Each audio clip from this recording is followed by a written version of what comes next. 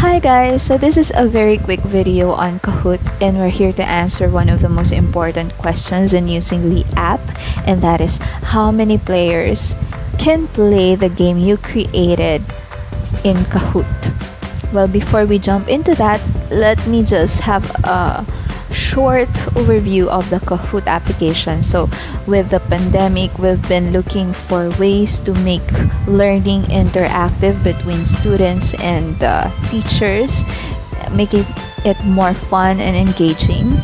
Well, actually not just with the school setup, but also in the corporate world, between trainers and the employees. So Kahoot is something that could answer that need. It's very engaging, interactive, it's fun. It is very useful not just for learning but also for conducting virtual parties, like having games with your colleagues.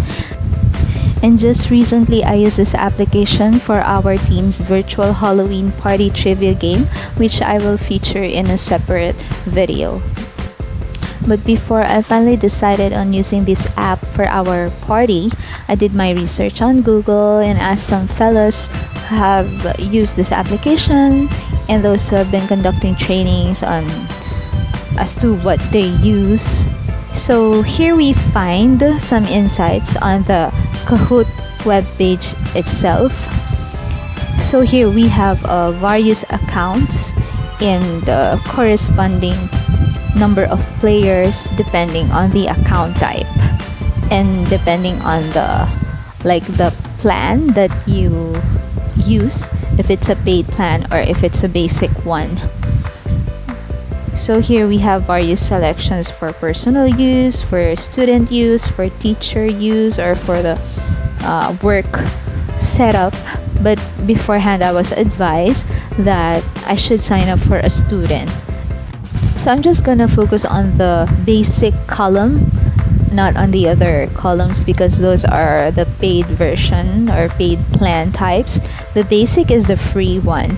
So as I've mentioned, the one I signed up for is the student account.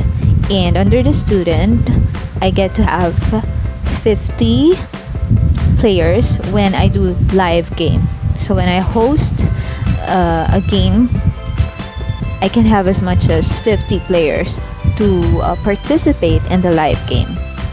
So that's quite a generous number of players that Kahoot is giving us for a free account.